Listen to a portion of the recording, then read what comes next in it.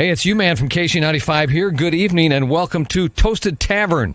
Your host, Scott Tobin, and the man called Wags are ready to bring you the night in sports.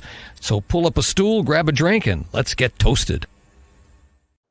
Hello and welcome into Toasted Tavern. I am Wags, joined alongside, not by Scott Tobin, but by Tom Franklin from Toasted St. Louis. Scott downtown working the Cardinals-Cubs game, which is 1-0 Cubs going into the bottom of the sixth inning. We'll talk a little bit about the Cardinals and Cubs a little bit later. And yes, you're looking at me and you're also hearing me. And yes, there's a bit of an echo on my side.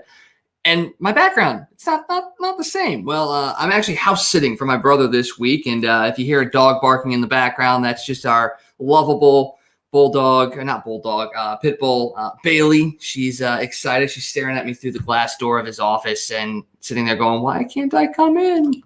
Well, actually, house sitting is a code word for I've been evicted and now I'm shacking up with Tony Banks and his pit bulls. So, at least I won't fumble the ball. Oh, that's true. That is true, man. Old late 90s memories, that I have tucked deep away in my head are coming to light tonight here on Toasted Tavern. It's a wonderful thing. But you know what we're going to talk about a little bit later is we're going to be able to purge those memories probably because you're going to be making some new memories with a new football team, which you're repping pretty much right off the bat here. The Arizona Cardinals. Yeah, we got the logo too. So the Arizona Cardinals are going to be huge going forward with the Toasted Tavern and Toasted St. Louis. We'll maybe get a Toasted Arizona piece a little bit later. So we'll talk about that in a little bit as well, because the big news today was what everybody's really been looking forward to is the Nhl Expansion Draft tonight, where the Seattle Kraken decide who's going to be a part of their team. Everybody's anticipating the 7:00 start time. Who are they going to go with? What's going to happen? And about 8:30 this morning, we started to find out who they were going to go with. And people were upset about it. And, I get it. I understand, insiders trying to leak all their information. And we knew Seattle's team probably by about 2:00 this afternoon.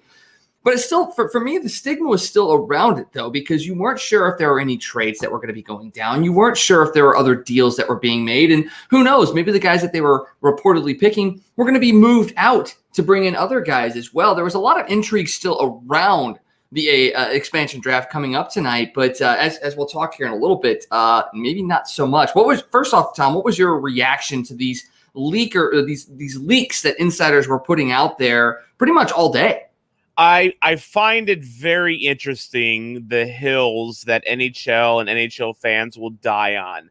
And there are a lot of issues in the NHL. I love hockey. I love the Blues. I love the NHL. Don't get me wrong. But I think anyone that is a fan of the sport knows that the NHL could do a lot of things better. Leaking out expansion draft picks to me seems kind of an innocuous thing to freak out about. It's as someone that has worked in journalism for the past 13 years, if you have the info and it's credible, to me, it's a lot of that's fair game.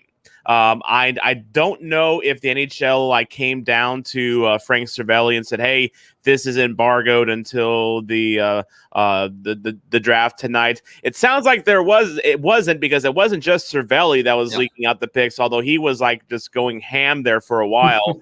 So to me, it's fair game, and it's like, I didn't watch the expansion draft, the festivities tonight, that they showed on ESPN2, which, by the way, I like the presentation of ESPN2 and how that's going to look for the NHL going forward. A very clean, graphics and stuff like that. But it was kind of boring. And I don't know. I'm not that bothered by them leaking out the picks. It's either leak them out early or make us all wait all day long for this draft. And it's just, I don't know. I think NHL fans sometimes need to find a hobby and, need to find different things to gripe about than journalists leaking out verified information. Well, I'm trying to think back to when Vegas had their expansion draft, and I cannot remember for the life of me if there were as many leaks, as many names known that Vegas was going to take at the time. I don't think that was the case. I think maybe there were a few, but not a whole lot. And, you talk about ESPN, they're getting themselves back into the NHL, the hockey talk and everything like that, wouldn't you as ESPN want to make sure that people that are wanting to know about this are flocking to your network for this draft? And by having all this stuff leaked out, yeah, people are still going to watch, but you're not going to get the numbers that you were going to get if people really didn't know who was going to be picked. And I mean, if I were ESPN, I would be pissed. I would be like, what the hell, man? I mean, we were setting ourselves up. And yeah, maybe if the presentation, hello, Derek. I'm sorry. As Tom and I both are trying to pop it up there. Old habits. Yeah. We're so you're with us, Derek. Yeah. Like I said, even if the presentation was boring tonight, it may not have been boring if we didn't know who was going to be picked, and they could have done a lot more with it. So if I'm ESPN, yeah, I'm rightly pissed about it. Now, did the NHL say, hey, don't do this? It doesn't seem like that's the case. Maybe if I was the NHL, I mean, maybe they couldn't. Maybe you're right. I mean, people were going to find ways around it. I mean, you could look at flight data, because I saw somebody posted today flight data about flights coming into Seattle from every NHL city in America and Canada too. So like you can devise who may be going, but I would have been a lot more excited if there was more intrigue behind it. But I'm not upset about it because I worked all day. So I got to work today knowing generally who was going to be a part of the Kraken, and it actually helped us prepare a little bit more for the show tonight. But that's not the reporter's fault, though, for spoiling that intrigue. I mean, there should have been an edict from the NHL. This is embargoed information. And there should have been, because how it works in journalism is like Sam at KMOX, for instance, and I work in the newsroom, and an email comes down with, let's just say, for instance, it's news about St. Louis City SC and their stadium or whatever. If it doesn't say in the press release that there is an embargo or there is a hold date on it, then it's fair game. Yep. Journalists can go ahead and report it. It's verifiable. Now, if there is, usually on press releases like that or messages like that, there will be mention at the very top where you cannot miss it, embargoed until whenever.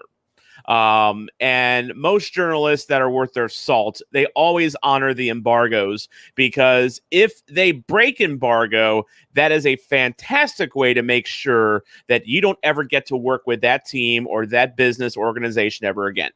So it's kind of like you can break it once, but then that's it. I mean, you're never gonna get any cooperation, from that newsmaker ever again.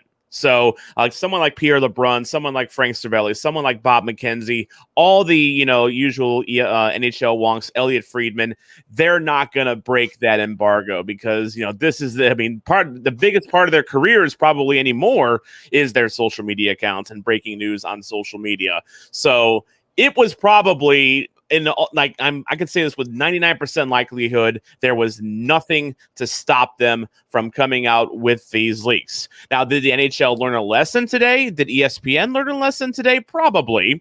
But that's not an issue for the journalists. That is an issue from the NHL and ESPN not saying pump the brakes. Because this wasn't like one of the most anticipated days in hockey, just in general hockey, for months on end. You really think that all of these, reporters aren't gonna leak out that info if they have that ability to do so, and if they don't feel they get a slap on the wrist from the NHL or ESPN?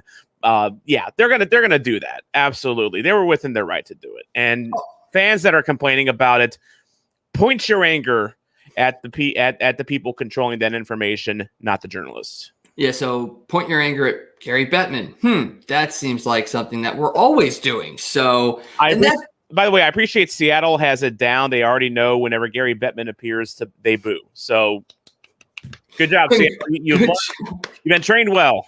Oh my gosh. Well, maybe not as well as we think, because we made our picks earlier this week on Toasted St. Louis about who we thought Seattle was going to pick, and both you and I, we kind of got Seattle really, really close to that cap top end of things, the $81.5 million. And today, as names started to pop out, we were like, what?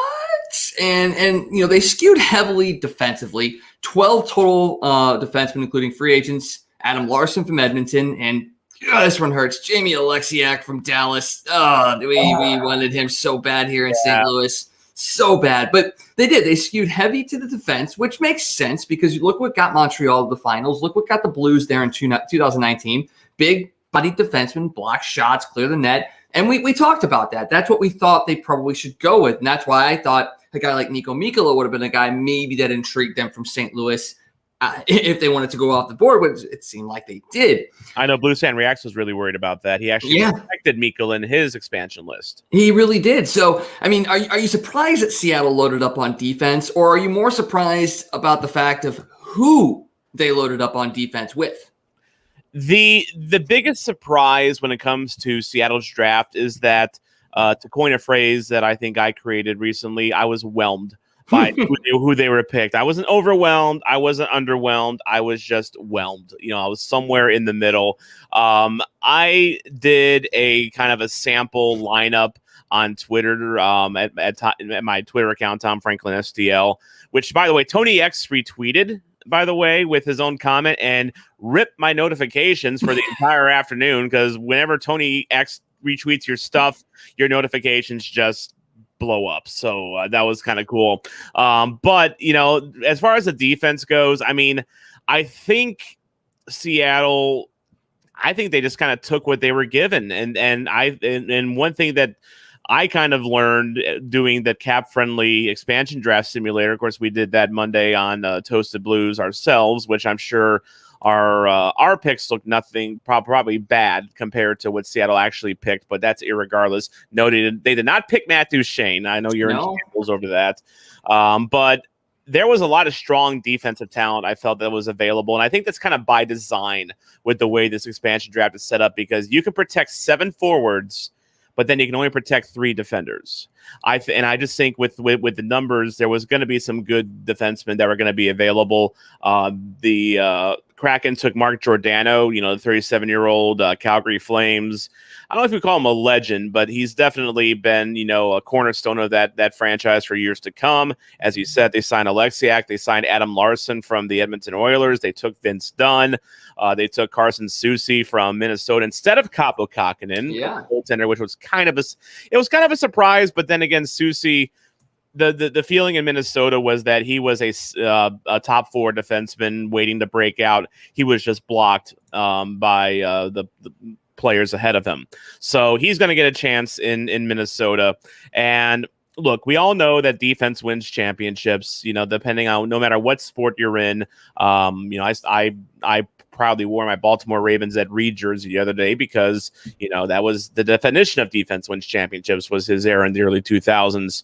I think the Kraken had a chance to not just stock up on defense, but they didn't break the bank to stock up on their defense. And when I made my line predictions, it was very clear that they probably had about 8 or 9 defenders that I feel reasonably could start for them on opening day. So they're probably going to make some trades to, sort that out, because I don't think they can send a lot of those players down.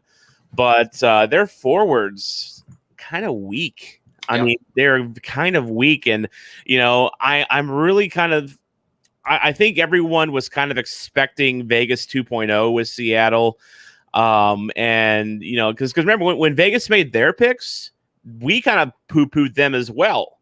And then look what happened with Vegas. They had all those trades. Apparently, though, it's come out that when the trade freeze lifts tomorrow, Seattle might only have like 1 or 2 trades to announce. I mean, there apparently was not anywhere near the trade frenzy from NHL teams, pre-draft to get, to unload high salaries. There was no David Clarksons available in this draft, for instance, which, I think maybe that's a case of the Kraken overplaying their hand a little bit, because we're in the COVID cap right now. Teams have bad salaries across the league. And, a lot of people were kind of looking at their rosters and thinking, oh, well, we can finally get rid of Louis Eriksson or, some or Matt Duchene or some other horrendous contract.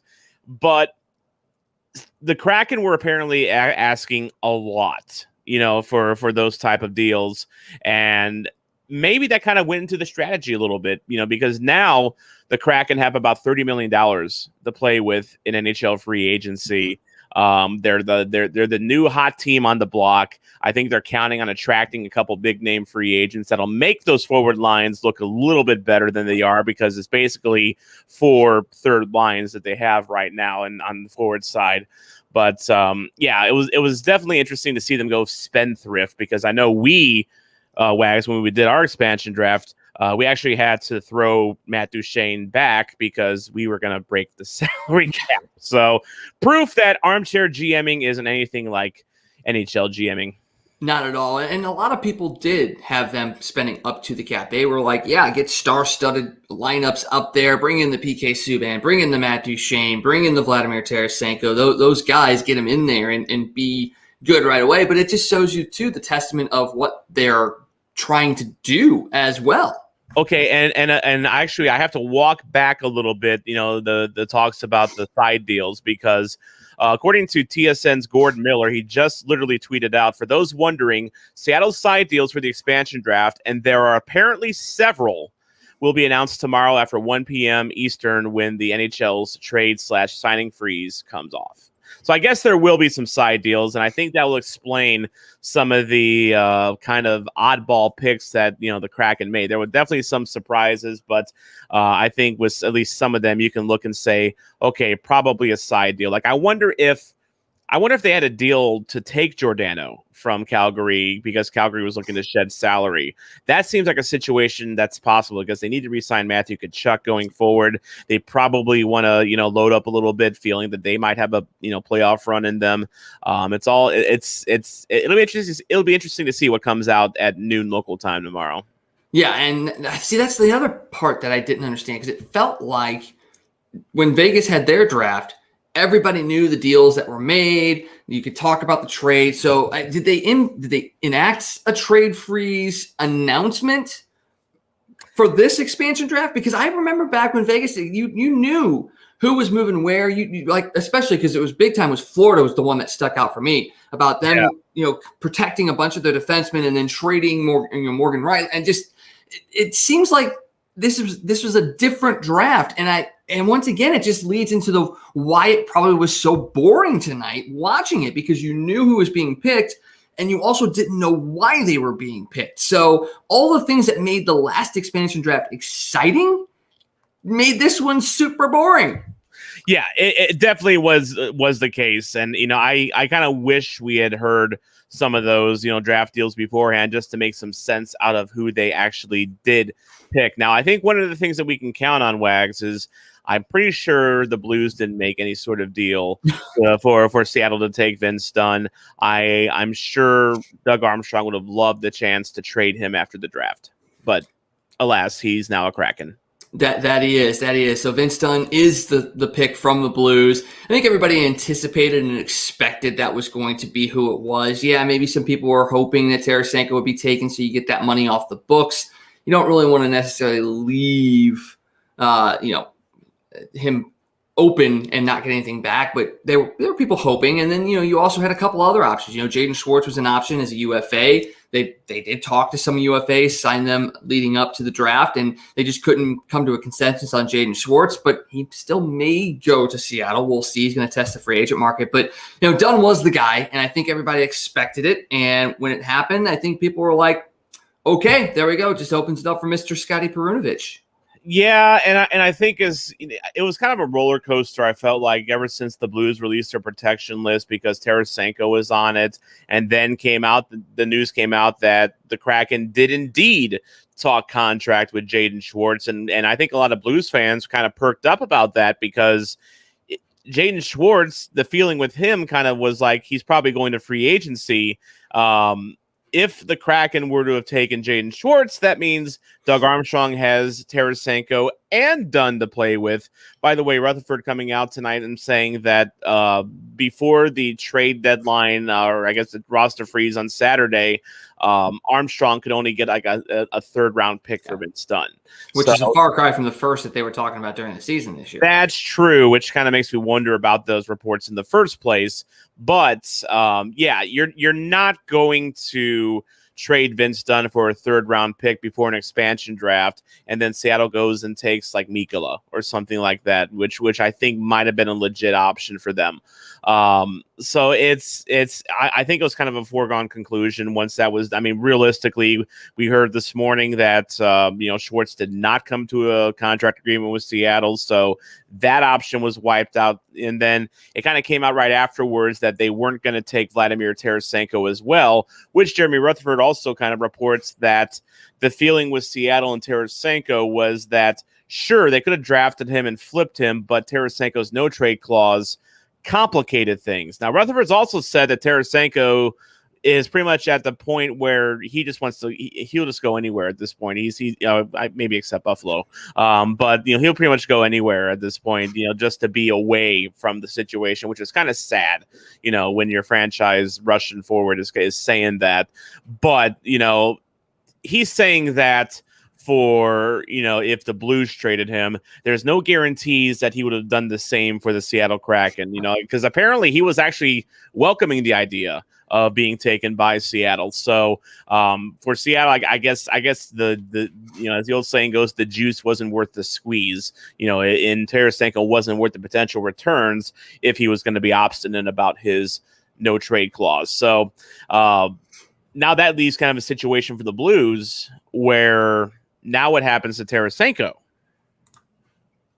That's a great question because, leading up to the draft, there were talks, 4 or 5 teams were interested apparently, and we're kind of putting together trade packages. And I think we all had the assumption that a deal probably wasn't going to get done before the draft, because if that happens, then you have to worry about, the guys you're bringing in not being able to be protected. It's what happened to Toronto essentially with Jared McCann. They traded for him at the deadline, and now he's gone. He's in Seattle. So basically they traded guys and picks away to hold Seattle's pick essentially. So that's exactly what you would have had to have if Tarasenko would have been traded. If you would have brought in a player, he would have been exposed, and Seattle could have taken him. So it makes sense that that's why they didn't make a trade. It's real interesting to see if a trade still will materialize out of this now. And it looks like, the Blues are open to retaining about $1.5 million of Tarasenko's salary. So it's not that they're totally saying, hey, we want you to take all the money. So there's still potential for salary retention.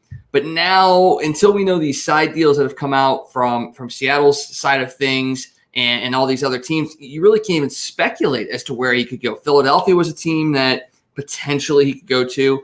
Even though Alex Ferrario kind of poo-pooed this when we talked to him a couple weeks ago, the Rangers and Islanders are still potentially involved in that as well. And you still can't get rid of the elephant in the room, which is Calgary. And maybe it's not the Matthew Tkachuk deal that we're all hoping for it to be, but maybe it's somebody else that comes to St. Louis from Calgary, or maybe you somehow facilitate that 3-team deal where Tkachuk does come to St. Louis because that's where he wants to play, essentially. At least everything we've heard is this is where he wants to play. So sure. Once the trade freeze lifts and really once free agency opens up, oh my gosh, this is going to be ridiculous. It really is going to be. And I think a lot of what happens in free agency for the Blues still ties in with Tarasenko. Oh, yeah. They do with him. Now, the interesting thing that I think is going to affect the trade market is the fact that I think teams that were talking about acquiring Tarasenko, we're probably counting on a lot of the teams that you mentioned, like Philly, for instance, and maybe even the Islanders. They were counting on some money coming off the books from Seattle. In the case of the Islanders, that happened because the Kraken took Jordan Eberle, who's probably their best forward, either him or Yanni Gourde from Tampa, which I'm kind of surprised Tampa didn't make a deal to protect him or have them take Tyler Johnson, but I'm not a Stanley Cup, winning GM, so I'm not going to question that. But, with Tarasenko, Philly's been the hot rumor for Tarasenko, but Philly took Twardowski, I think is his name, someone that was like way off the board. Yeah, Carson Twarwinski. Twarwinski, who's probably going to be a decent 4th liner for them. Apparently, he's got the he's a physical player, and he might make the lineup from day one, but that doesn't clear any salary for Philly, and Philly needed to clear some salary. So kind of makes you wonder if maybe Voracek is back in play. Maybe the Blues or maybe even a James Van Riemsdyk might be even in play as well. Because, now you're looking at a situation, if you're Doug Armstrong, do you want to get certainty for Tarasenko and, get yourself a productive forward for him that maybe makes about the same as Tarasenko or maybe a little more or less? Or do you want to risk it for the fabulous cash and prizes and free agency and, risk it all for, Gabriel Landeskog, who, the Blues aren't going to be the only team interested in Landeskog. I mean, this offseason. I mean, there are teams out there, including the Kraken, that have cap room that could afford to, break the bank for a guy like Landeskog. So it's going to be interesting to see, what happens with Tarasenko in the coming days. I don't think he's going to be a Blue for very long, though. I think this is a situation that both sides want to resolve and want to resolve quickly. And I think there was some groundwork laid, at the very least, before Saturday's freeze of where Tarasenko could possibly end up. So that's going to be very interesting to see. I'm curious where Jaden Schwartz ends up. I'm kind of curious what kind of figures that he was talking about with Seattle. And, I guess, I'm curious what he walked away from, because it sounds like that Seattle was working on a deal with him, and it's not going to happen. So, and then, and just one more thing about Vince Dunn, you realize that he's probably going to go off in Seattle, make us rude losing him, right? That's the thing. I don't see that being the case. He hasn't. He didn't do anything down here. I mean, even when they moved him up to the top line minutes, even when he was on the third pairing, he didn't really take advantage of his opportunity, even at the third pairing level. I mean, it really just kind of depends on how they utilize him. I mean, is he going to be that guy that is always activating into the offensive zone and his defensive partners covering him up? Is he going to be on the number one power play unit? If they put him on the number one power play unit, maybe. But as I've railed about many times, he was here for 3 years and never once improved on his ability to get shots from the point through. They've tried him on the power play. He was the last man back. And how many times do you see the puck bounce off a shin guard and go the other way? 3 years, he never improved on it. Now, granted, maybe he does go there and the coaching staff helps work with him to change his shot and all that stuff. Very possible. I just don't see that being the case, because Mark Savard was here and the power play was great. And I have a hard time sitting there thinking that Mark Savard didn't say, hey, Vince Dunn, I've seen what you've done. You gotta move. You gotta get your shot around. I have a hard time believing that he never worked with Vince Dunn on that. Yeah, I find that hard as well. And, I think it's very telling that, for all of, his offensive reputation, he was not on the power play for the Blues last season. And this is Vince Dunn, the supposed analytics darling, who, by the way, I wrote the article for Vince Dunn for KMOX.com, and I included a graphic from JFresh, our old buddy in the analytics community, and he showed Dunn's graphic for his performance the last 3 years. And he completely diverged on offense defense. Like his defensive WAR, wins over replacement, good. His offense was in the toilet this year, and it was so. And that kind of put it into perspective what I was seeing from Vince Dunn this year. He did not look like the same Vince Dunn that we knew, and that's not a good thing. In fact, it's pretty telling when your own GM comes out in March and says, Dunner has always wanted to be a 20-minute player. Well, now he is. It's nice. My phone hasn't rang in a month. You're screwing my guy. He needs more ice time. Now it's more. Your guy is getting ice time. What's going on? And that's the rub with Vince Dunn. And that was always the rub in the analytics community when we talked to JFresh back when we were doing Blue Notes. He kind of, always had there was that caveat with his analytics number that his quality of competition was low because he always played on the third line. He was kind of protected a little bit. The first time he's unprotected, he has a terrible year. So I guess there was some bad blood between Dunn and Armstrong from the last offseason over his contract, and Armstrong kind of, flexed his, advantage, and, Dunn only signed for 1.8 mil right before training camp. I guess Dunn's camp wanted more. So if Dunn was butthurt over that, and, that affected his play all season, that's a completely different issue. And just like Tarasenko, sounded like a relationship, Wags, that was probably doomed to end at some point. Yeah, it very much was. And as Derek said, just because they have some success elsewhere doesn't mean it would have happened here. You do wish the best for these guys. You do want to see them successful. They brought a lot of great things here to St. Louis. Dunn did have big moments. Tarasenko obviously had huge moments here. And even Schwartz, if he does decide to sign somewhere else, had huge moments here. We wouldn't have made the Stanley Cup Finals without Jaden Schwartz. So, and Dan also said, a coach can only go so far. At some point, you have to wonder how much the player actually listens. And that's another rub that's been with Vince Dunn too, is, is it in one ear, out the other? I mean, he always looks like he's confused and lost, and he's young. I get it. He maybe needs to mature a little bit. And we've seen this a lot of times. We see it a lot where you get a guy that just needs that change of scenery. And once he does, something clicks. It was because he was exposed in the expansion draft that this team didn't want him. Well, now I got to prove him wrong. It's very possible that he goes out there and changes and becomes better and becomes a force. And if he does, hey, great. Seattle, good job. I just don't see it. Well, I don't know Vince Dunn personally, so I'm reluctant to, look at, his character per se, but I will say you kind of hit on a good word, and that's maturity. Whenever we did our bare knuckle blues bracket, a couple months ago, Vince Dunn went deep in it because we know that Vince Dunn can be ornery. He can drop the gloves every now and then, and he can be physical.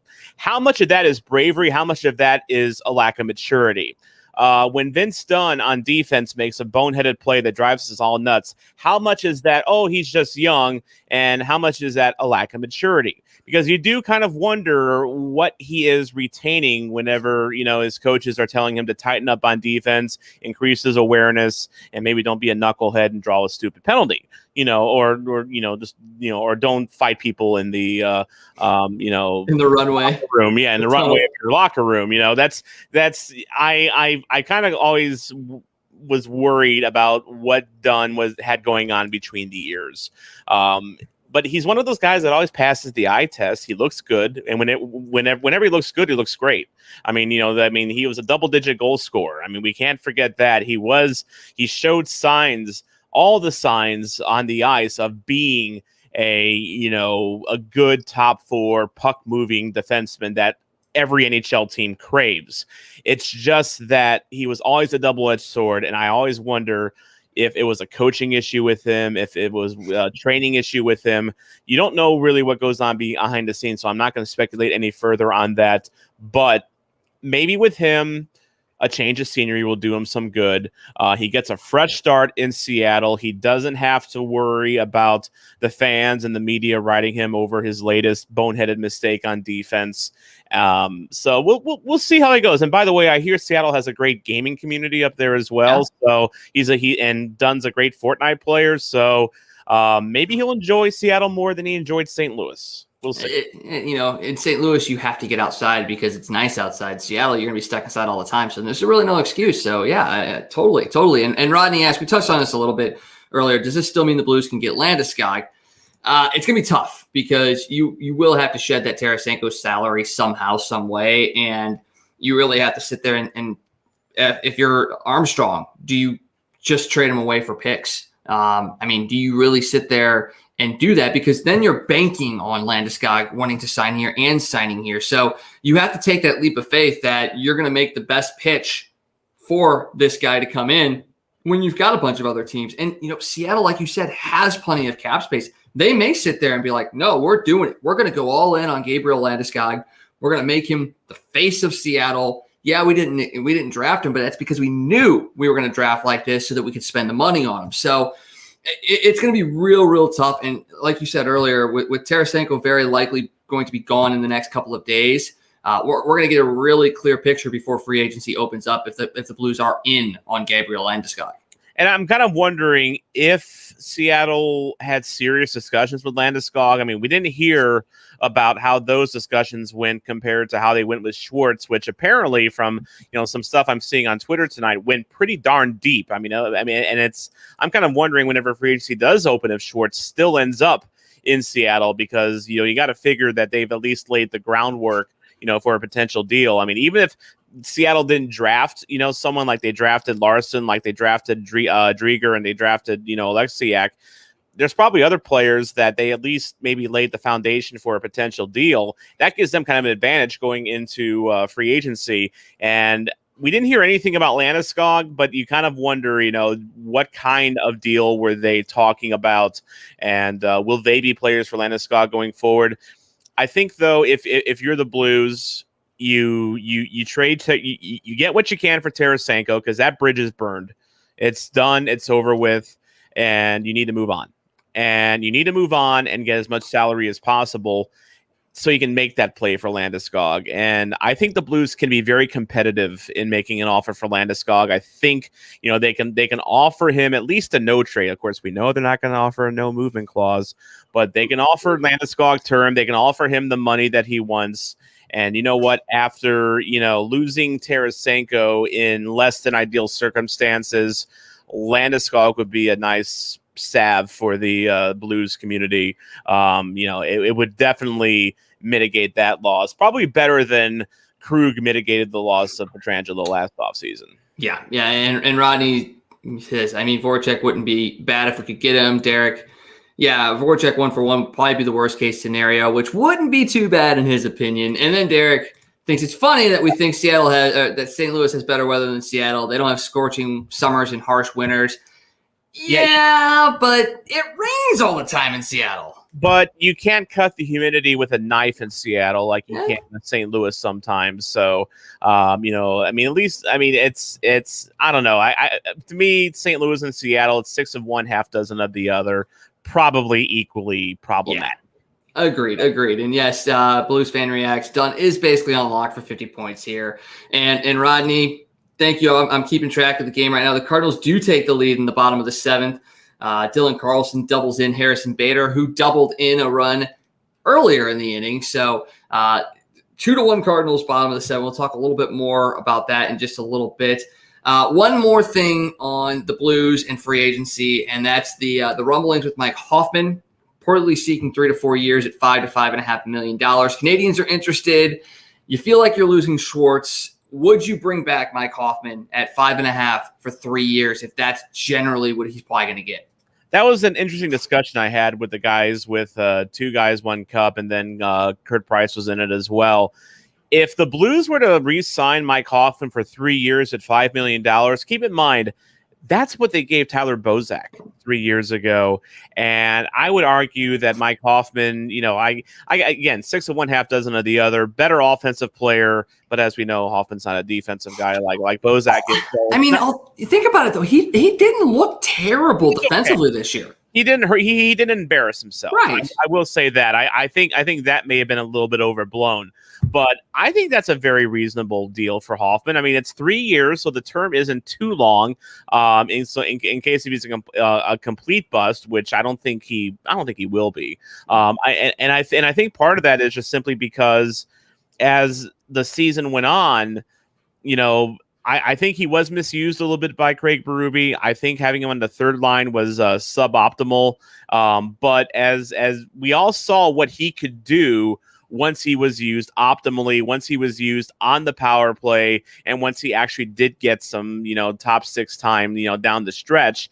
And it opens up, it kind of makes you wonder, okay, is this the real Mike Hoffman that we saw at the end? Or was the real Mike Hoffman the one that was kind of, disappearing in the first half of the season? 3 years, $5 million, I think is perfectly reasonable. I'd be happy with that. You're basically, replacing Jaden Schwartz with that, money for the most part. Any more than that, though, in term or price, I'd be kind of a little worried. Yeah, and Blues fan reacts, not a huge fan of it. Rodney Hale, also not a fan of the 5.5 years. Although he said Blues fan reacts does preface it by multi-year, I mean 4+ years. I don't think he'd get 4+ years. No. I think 3 years, $5 million would probably be where the Blues would be most comfortable with. Because like you said, that's what they signed Bozak for. And Bozak, I think, was a little older than Hoffman is now. And Hoffman does have a little bit more offensive upside. Probably be a second line player if that's the case. So the thing with Hoffman is that, despite all of his issues, I mean, he's still in his time with St. Louis ended up with 17 goals in 52 games. I mean, he probably, with the pace that he had at the end of the season, might have been a 30-goal guy, which that was the guy that you were getting is a 30-goal scorer. So, and he also came into a new team, didn't have any sort of training camp with them, and just kind of got thrown in and had to figure out how to make do with the players he was playing with too. So give him a full training camp, and maybe you do see that Hoffman right off the bat. Yeah, that's very well possible, and I do agree that $5 million is probably his cap. But remember, Hoffman was looking for more, well above that, when free agency started. But of course, pandemic, and and then the market for him just wasn't there. So you got to wonder if the market will be there for him this offseason, and maybe he will want to maybe get some security and sign. For if the Blues are offering 3 years, maybe he takes that. By the way, Rodney Hale says, knowing Armstrong, they will probably sign someone we don't even know about. So I am looking forward to the Nikita Gusev era in St. Louis. As long as it's not Zadorov. No, let's go. No. By the way, that's not going to happen because he's with Chicago, and Chicago's not going to give him to interdivision. That's silly. Not at all. Not at all. All right. Well, like we said, free agency going to be picking up here real soon. The trade market's going to open up tomorrow. Make sure to keep an eye on Toasted St. Louis, Toasted Tavern, as we essentially bring you all the news as we see it. Actually, real quickly. So what should the Blues be looking for Tarasenko? Maybe Seattle will trade us a decent cheap D-man and like Jared McCann for Vladdy and Sanford. We don't need more defenders unless it's Oleksiak. If they're gonna trade us Oleksiak, then I think okay. Let's talk about that.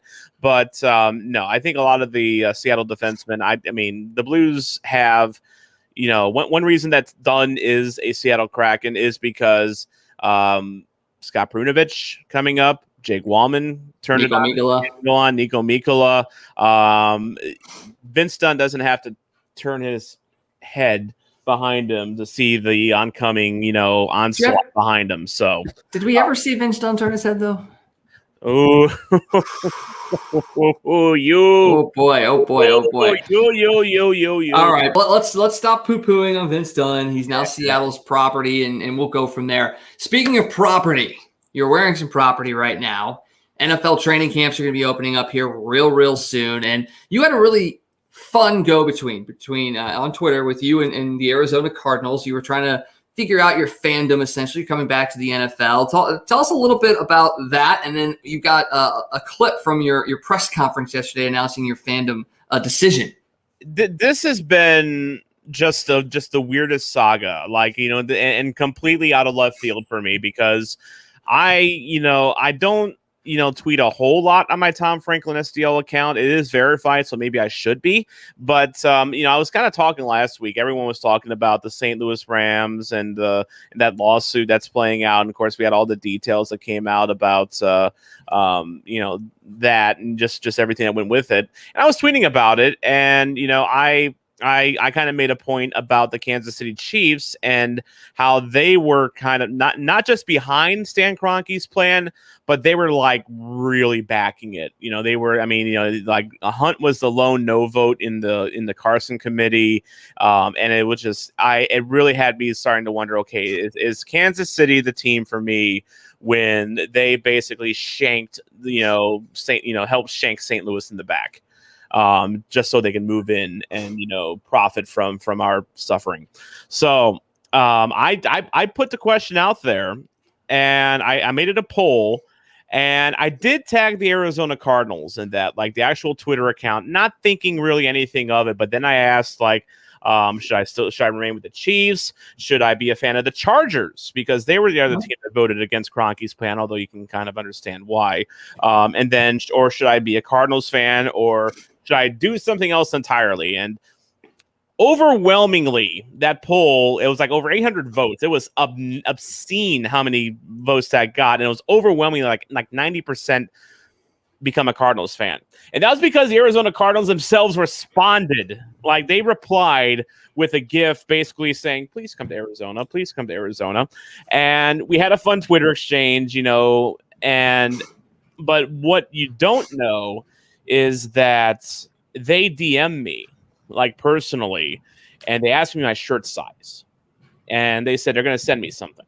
And I'm like, what in God's name are you going to send me? I just asked for a bumper sticker, and you're asking for shirt sizes. I mean, what is going on here? Well, this is one of them, but in case you didn't see the video, here is kind of the rundown of what they gave me, and that kind of leads into why I am now an Arizona Cardinals fan, even though I live in St. Louis, and even though the Cardinals and Bidwell did move out of St. Louis in the late 80s. I explain all that here in this video. Here's a clip from it.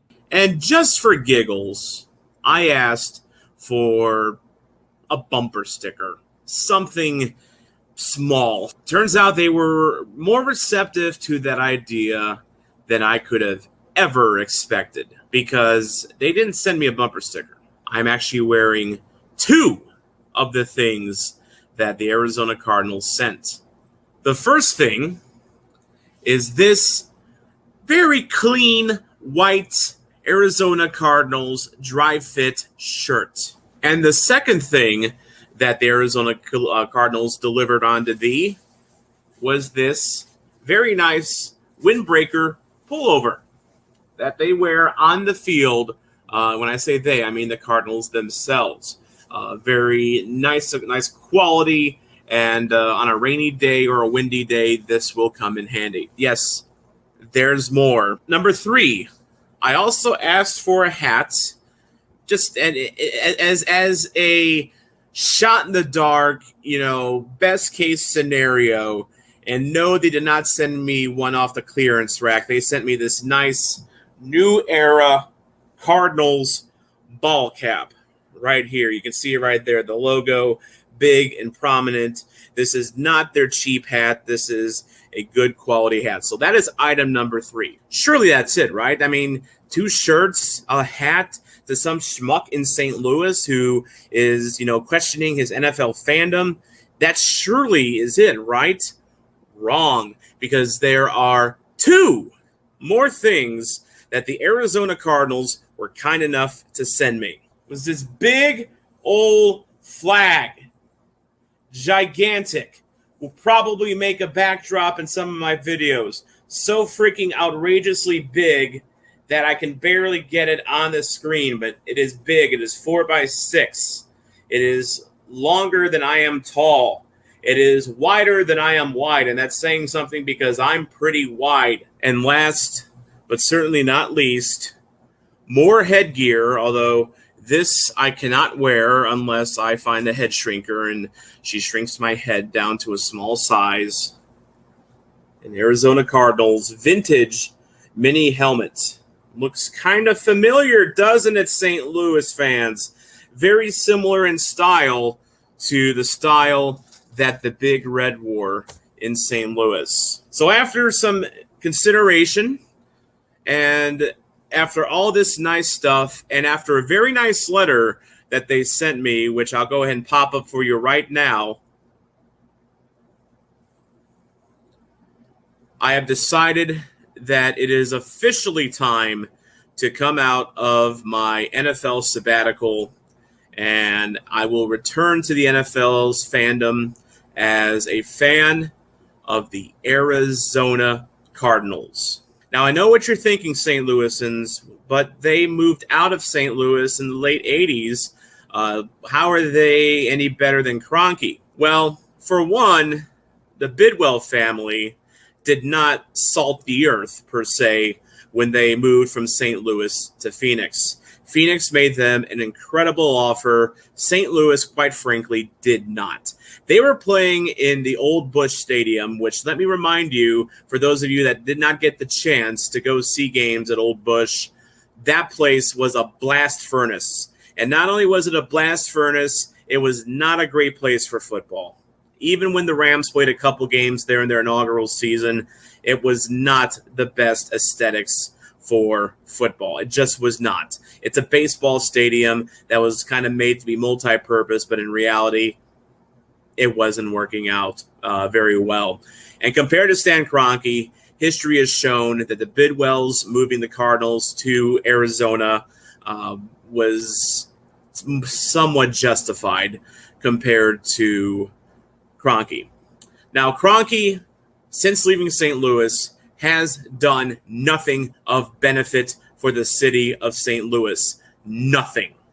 Look up the AMF letter that they drafted right before it was announced they won their bid to move to LA. You know what AMF means? It means adios mother effer. That's what they thought of the city of St. Louis. They didn't contribute anything to the community in the last few years. They didn't market the team in the community. They were anonymous in the community. Locally, Stan Kroenke became known as Silent Stan because he did not talk to the media at all. The guy was an absolute coward. Michael Bidwell, on the other hand, very quietly, very low-key, I feel still holds a piece of St. Louis in his heart.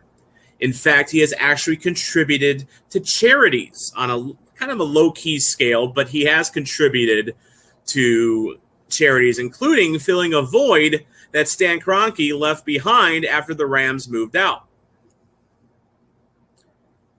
So don't sit there and tell me that the Bidwell family doesn't care about St. Louis after I just flashed that on the screen.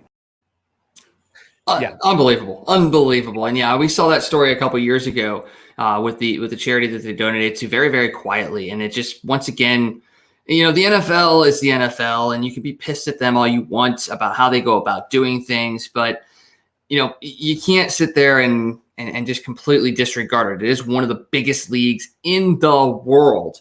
And sometimes you just have to find the smallest bit of light in that darkness and try to bring it forth.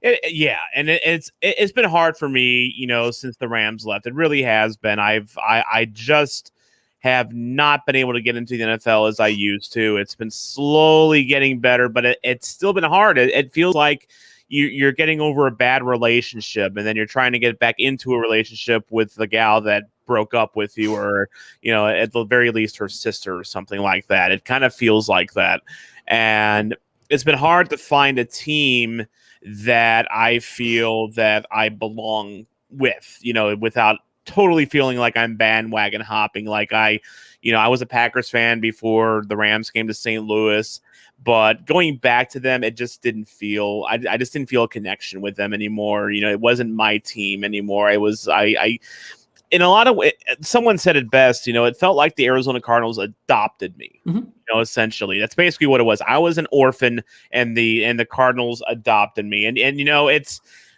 I was very nervous about even publishing that video, Wags, because it was just me, talking to, the camera essentially. And it was something that felt very self-promotion-y a little bit. And I've always been kind of reluctant to do that. I'm not a braggadocio guy. I never have been. But it is just from talking to other people that, can kind of give me their perspective on things. It's a good story. It's a good story because it feels nice to feel wanted again by the NFL. And it's for the Arizona, the Cardinals didn't have to do that at all. They didn't even have to respond to my original tweet, but they did. They didn't have to send me a box of goodies, but they did. And I don't know if any other NFL team would have. Honestly, like I know, like you were mentioning, like, ooh, can we get the Titans to send us some stuff? Can we get the Chiefs to send us some stuff? I don't know if they would. I really don't know if they would. Because I've met a lot of Arizona Cardinals fans since that happened on Twitter. Everyone's been very supportive, and everyone's kind of been like very welcoming, very surprisingly welcoming. Like that's a interesting fan base, like, yes, they like the Rams, they've gone through some suffering over the years, but it's like everyone I've talked to with the Cardinals fan base has been really cool. And not only that, but I didn't realize how many Big Red fans there still are in St. Louis. Tons. It's a fair, but to me, it's kind of like an under the radar kind of a thing. Oh, yeah. Where it's like, no one really like brags about being an Arizona Cardinals fan here in St. Louis. But like when all that went down, everyone like from St. Louis that were Big Red fans just came out of the woodwork. And it was like people that I knew. I was like, I had no freaking idea this was even a thing. So, it's good to know that I'm in good company. Obviously you can make your own decisions about the NFL, but I will say I would encourage anyone, if they're looking for an NFL team, if they're unsure about the team they're supporting, join the Red Sea. Hashtag STL Big Red. Let's make that a thing. And it might even lead to a new show here on the Toasted St. Louis Network. I'm thinking about doing a Toasted Big Red show. I've got one co-host lined up, Arizona sports guy, Blues Fan Reacts. I think he's going to be on board. And I'm kind of looking for another co-host for that. If anyone's watching right now that's a Big Red fan that's based in St. Louis, I kind of want that perspective for this show. If anyone's interested in doing, joining us on Toasted Big Red, let us know, because we got me, who is kind of like the detached NFL fan getting back into things. You have Arizona sports guy who is, he's in Arizona and he is there in Arizona to give us that perspective. But I want the St. Louis Big Red perspective, those that have been with the Cardinals all this time. So it's going to be an interesting ride. It's going to be interesting and a fun ride, that's for sure. And by the way, yeah, if you go to the Wikipedia pages of Stan Kroenke and Georgia Frontieri, you'll learn some things like Derek has, about those two. So very, very true. And we would be remiss if we didn't send a happy birthday to Howard Balzer, who covers the Arizona Cardinals as well. It's his birthday today. By the way, he did tweet at me this morning, by the way, and he of course make sure to follow his reporting on SI.com. So follow his reporting on SI.com. Hopefully we can have Howard Balzer either here or on Toasted Big Red in the future as well, because as we all know, Howard Balzer, even though he's living in Arizona now, he still has St. Louis in his heart. That he does. And one other thing on the Cardinals, and I think perspective on the Cardinals, changed big time when Kurt Warner ended up becoming the quarterback down there and doing what he did down there. What is exactly like what he did up here in St. Louis. So even though the Rams were still here, I still think perspective on the Cardinals changed when Kurt Warner was there. So once again, Kurt Warner lifts St. Louis up and lifts the franchise up. So definitely going to be looking forward to that. As we wind down here on Toasted Tavern tonight, we do want to jump over to the other Cardinals that we are covering this year. Yeah, right now 2-1, top of the eighth. The Cubs have 2 on with 2 outs. And Ian Happ now up to the plate there. You've got Giovanni Gallegos in the game. Alex Reyes probably will not be available tonight, and that's because of last night's pretty much epic blow-up by the St. Louis Cardinals. And not just Alex Reyes. It was Luis Garcia. I didn't even know he was on the team. And then Alex Reyes, and then Mike Schilt. And then after the game, there was the whole Schilt-Brandon Kiley thing. I told you guys on Monday when the Cardinals were just running roughshod over the Cubs, and Baez made the 2 errors, and we were all living it up with the Cubs imploding like that. I said somehow or another the Cardinals were going to find ways to embarrassingly lose the next 3 games. They were up 6-1 going into the 9th inning last night, and what did they do? They gave up embarrassingly that lead and ended up losing 7-6 to the Cubs last night. Go through what was in your mind as you watched that debacle unfold last night. Well, I was already in bed whenever that went down. Good call. I thought that they had the game in hand. I mean, 5-run lead going. I think I backed out during the 8th inning, and I was like, well, this will be a win. Will it be it'll be fun the next morning to talk about it. Well, things happened. First of all, I don't think anything Brandon Kiley asked Mike Schilt was off base. No, not at all. I think Schilt was just frustrated with what happened, and I almost kind of took what Schilt was saying as almost like a plea for help, from the front office, because he kept saying you can't go to Reyes and Gallegos every single night. By the way, he did go to Gallegos tonight. By the way, he is in the game right now for the Cardinals. But yeah, I don't think anything was off base. I think it was just people are frustrated. It was a game that they should not have lost, and they found a way to lose it. And I'm curious to see how Reyes bounces back from this. I know Jason Isringhausen voiced his support for Reyes. Like there was a Post-Dispatch article that was posted tonight about that.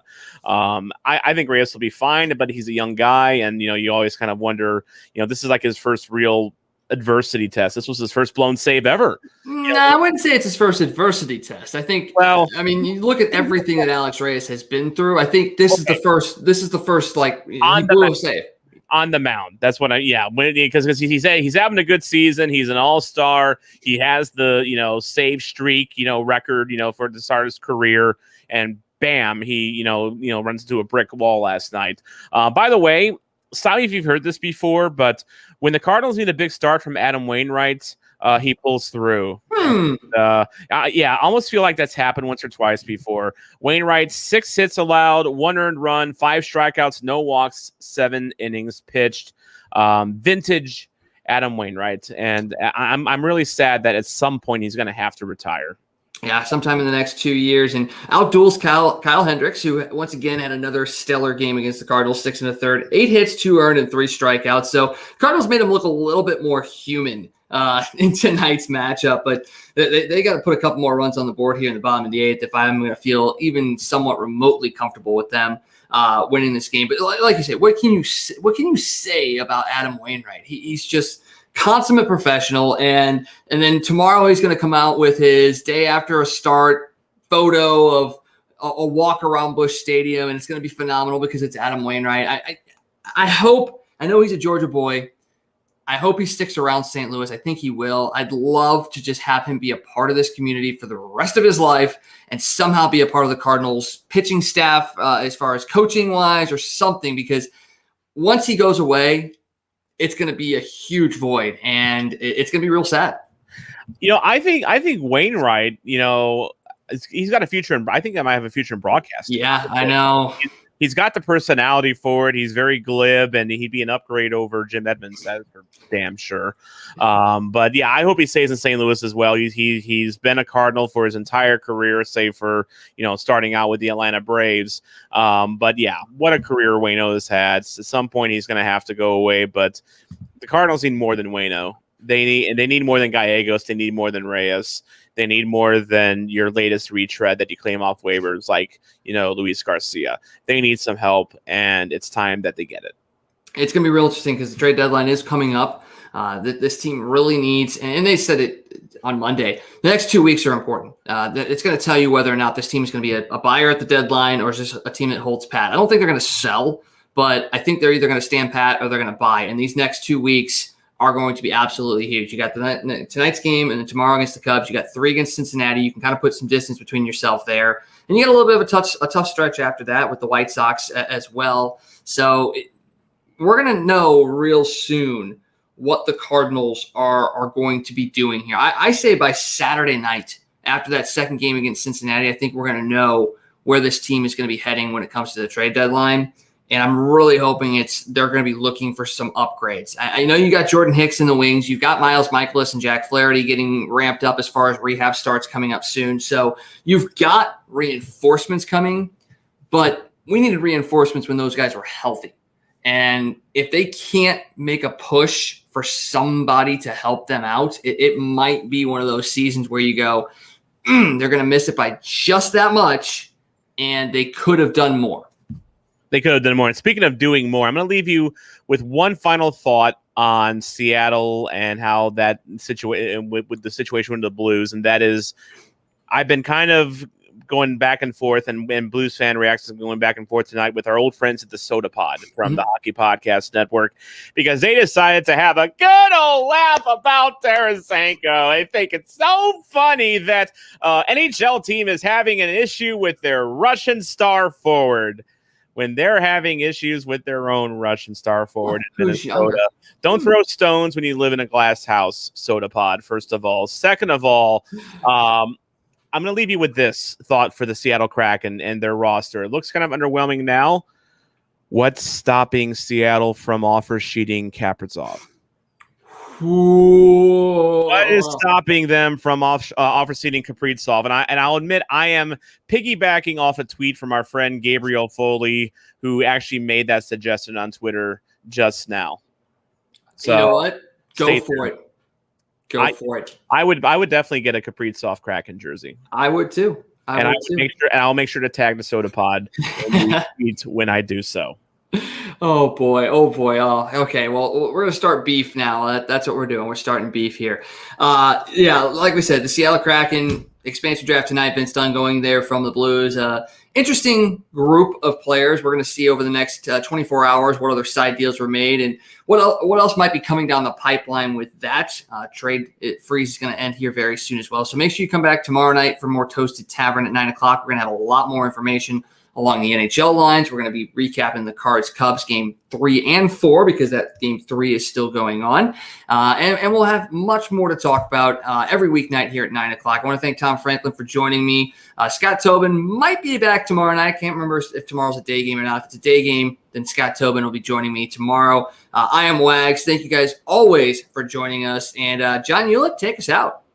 Hey, it's U-Man here from Casey. For all your sports news, catch the Toasted Tavern with Scott Tobin and the man called Wags, weeknights at 9 p.m. You can follow Toasted Tavern on Facebook, Twitter, Instagram, and YouTube. Let's get toasted.